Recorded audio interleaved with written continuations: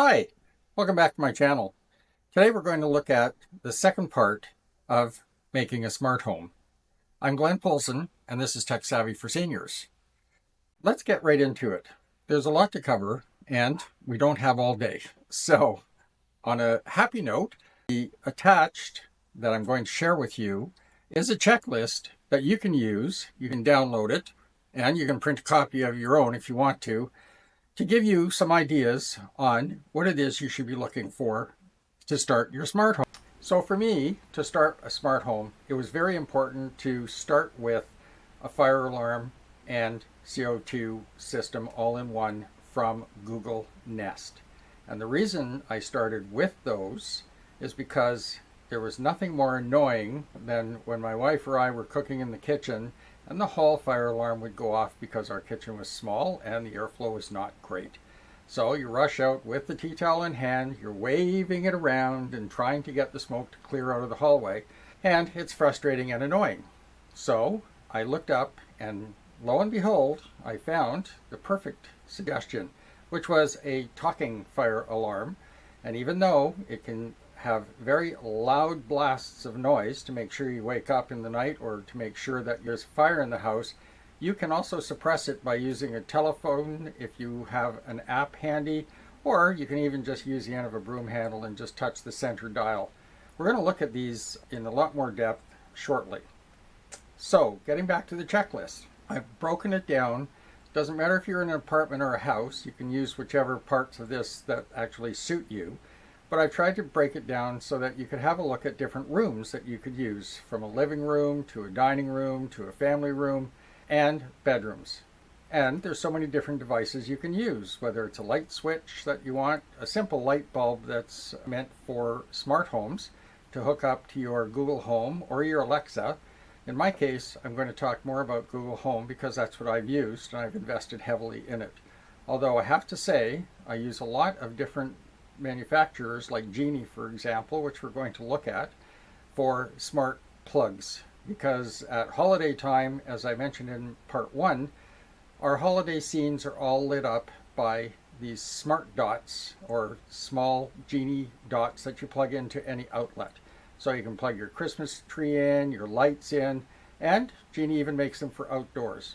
If you're wondering, I'm not getting paid for any of these because my channel isn't big enough yet. However, I'm going to pursue this because I think it's important, especially when you're a senior, that you have all the conveniences at your fingertips and things that are actually can be life-saving.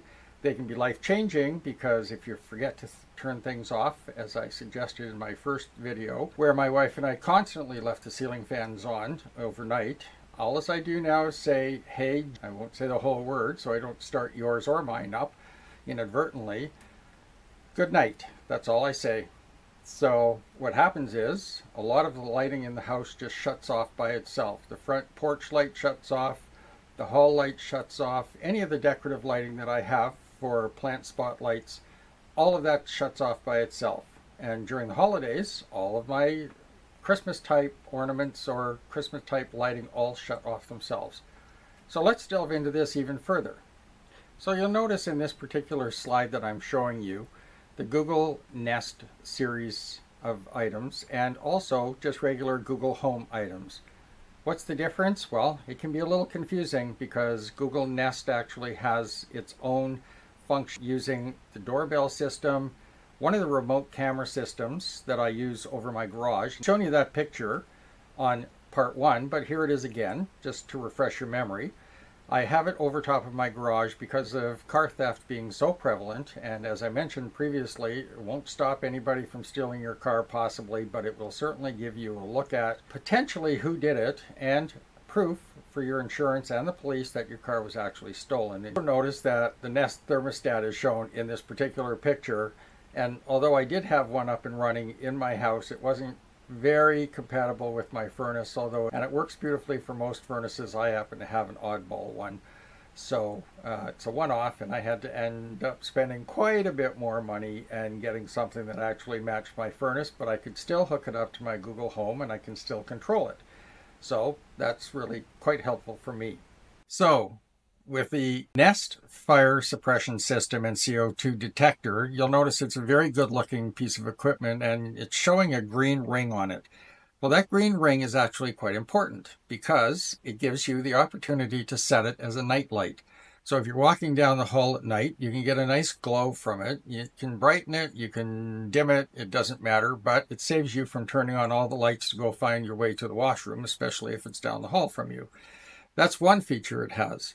The center round button, and it's fairly large, is your control button, so you can actually stop it from yelling at you any further. And it will actually, as I said, speak to you. If there's smoke in the hallway, a nice, pleasant voice comes on saying, hey, there's smoke in the hallway.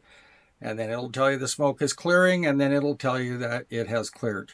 It will also warn you that the alarm will sound and it will be loud.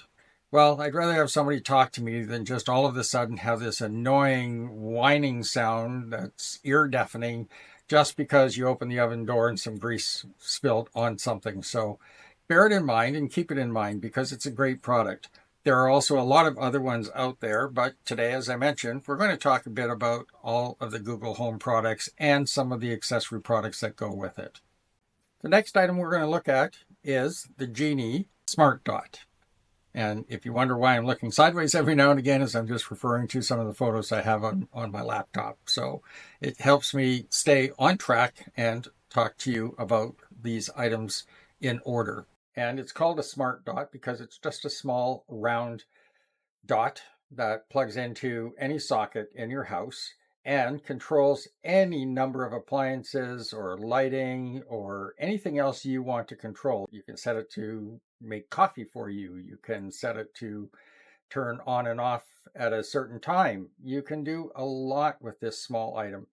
They sell Geenie Smart Dots in singles, or in this case, as you can see from the photograph, in doubles. On this slide, it shows you can set it up also as a group control.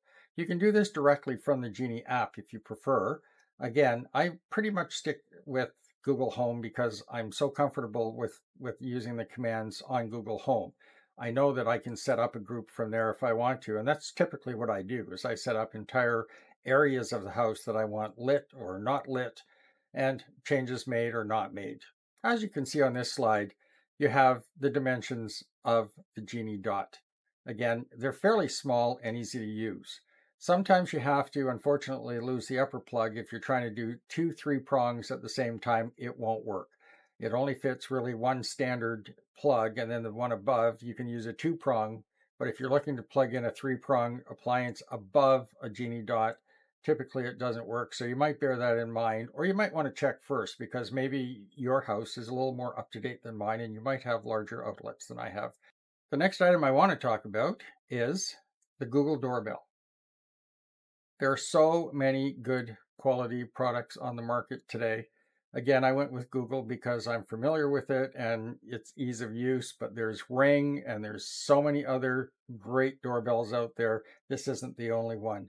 But the concept, I think, for seniors is really important because you can always see who's coming to your door. You can see who's been to your house, and you can see if packages have been left and subsequently maybe taken. Because you can hear and use it as a two-way speaker, you can also speak to somebody at the door telling them that you're not interested or maybe they should come back later or they're at the wrong house. There's a number of things you can do. And if you want to subscribe to the Nest monthly service or yearly service, you can just pay one fee and you'll have that data available to you for an extended period of time. So if you're out of town, for example, and you want to find out who's been at your house while you're away, you can just check on your Google Nest anytime, anywhere, any place, which I found really comforting because when we're away for a few weeks at a time, I do like to know that the house sitter is coming and going as suggested and as promised and what I'm paying for. And B, to also find out that yes, packages did arrive and yes, somebody did pick them up and put them in the house for me. So that's a very important feature to me. And it does give me that sense of security that I really need sometimes. So before Nest, you had to jump up and run to the door every time somebody rang your doorbell. I think this is a great product. So just Check the chart that I have attached here and see which Nest doorbell would suit you the best. For myself, I prefer having it hardwired because it saves me from having to remember or find a battery and take the unit apart and put the battery in. I feel like install it and forget it is kind of the attitude that I have on this particular matter, but that's just my personal opinion. You can certainly grab the best one that works for you in your situation. I hope you enjoyed today's video. We'll leave it here because there's so many more items out on the market that I could talk about today, but let's not get confusing. I hope you use the handy chart that I've put a link in so that you can download a copy for yourself and see which items would suit you the best. If you enjoyed the video today, please don't forget to hit like and subscribe so that I can bring more content to you in the near future. There will be a part 3. We'll look at different things like smart bulbs and other smart items for your home. So for now, this is Glenn Polson, Tech Savvy for Seniors. Have a great day, everyone.